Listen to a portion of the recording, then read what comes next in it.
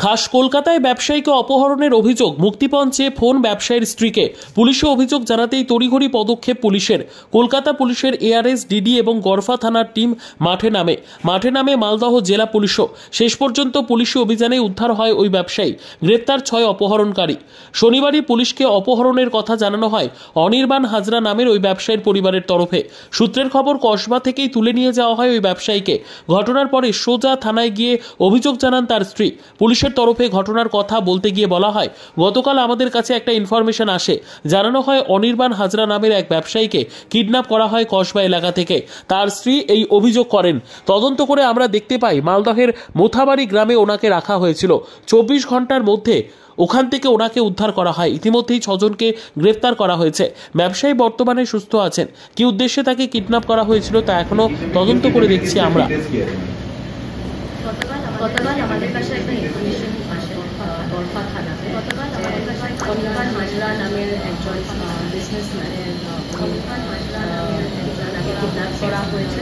আর wife আমাদের কাছে খবর দেন যে ওনার হাজব্যান্ডের ফোন থেকে উনি একটা ফোন কল পান যে ওনার হাজব্যান্ডকে কিডন্যাপ করা হয়েছে আর সরানোর জন্য 2 লাখ টাকার ডিমান্ড করা হয়েছে। আর এই ইনফরমেশনটা পাওয়ার সঙ্গে সঙ্গে আমাদের কলকাতা গড়ফা থানার টিম এবং লালবাজারের ডিটেকটিভ ডিপার্টমেন্টের ওরা ইনভেস্টিগেশনটা স্টার্ট করে। ডুরিং দ্য ইনভেস্টিগেশন বোঝা যায় যে মালদার একটা মেথাবাড়ি নামের জায়গাতে একটা খবর পাওয়া যায় যে ওখানে জায়গাতে ওনাকে রাখা গেছে খবর পাওয়া যায়। প্লাস আমরা কয়েকটা সিসিটিভি ফুটেজেসও আমরা রিকভার করি। প্লাস দেখা যায় যে কসবার বিমানটা তাজ হোটেলের সামনে থেকে ওনাকে সাদা রঙের গাড়িতে বসানো হয়েছিল। এই সমস্ত ডিটেলসগুলোকে আমরা ফাইনালি ওটা এস্টাবলিশ হয়েছে ওই মোথাবাড়ি নামে গ্রামে ওনাকে রাখা আছে।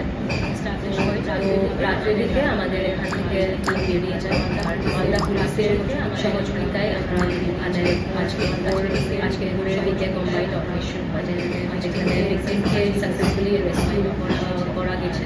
আর ভিকটিমকে 6 জন কিডন্যাপারকে অ্যারেস্ট করা হয়েছে 6 জন, এবং যে অফেন্ডিং ভেহিকলটা আছে যেটাতে সিসিটিভি দেখা গেছে যে ওইটাতে বসে আছে যেটা হচ্ছে ওই গাড়িটা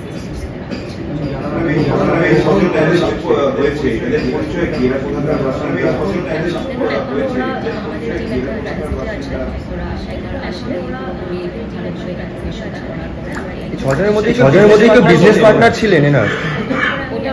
ছজনের মধ্যে কেউ বিজনেস পার্টনার ছিলেন এনার?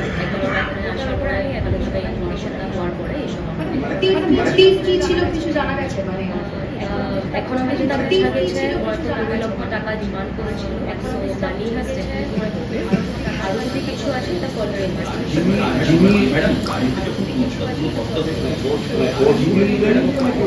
ওইটা সিসিটিভি ফুটেজটা একটু ওনাদের তো দেখতে পেয়েছে গাড়িতে সিসিটিভিটা এখন ফর্দার ডিটেলসটা গাড়িতে বসার পরে কি হলো বা কি সার্কামস্ট্যান্স হলো গাড়িতে বসবে এই জিনিসগুলো ফর্দার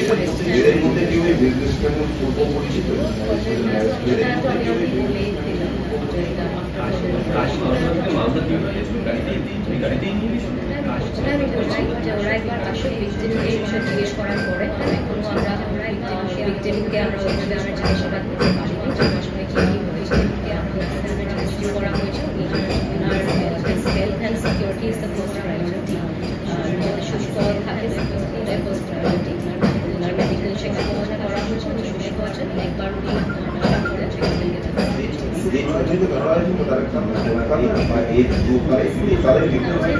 ডিটেলসটা আমি এখন পুরোপুরি ক্লিয়ারলি আমার কাছে ডিটেলসগুলো আছে জিনিসটা আমি একবার আসার পরে আরামবাগ রেল স্টেশন সংলগ্ন সুপারা মোড়ে সুন্দর মনোরম পরিবেশে 2টি বেডরুম সহ attach bathroom, kitchen room, dining hall মাত্র স্বল্প মূল্যে ভাড়া পাওয়া যাচ্ছে। উন্নত যোগাযোগ ব্যবস্থা, রেল স্টেশন থেকে মাত্র 1/2 কিলোমিটার দূরত্বে। ইচ্ছুক ব্যক্তিরা শীঘ্রই যোগাযোগ করুন নিচে দেওয়া নম্বরে।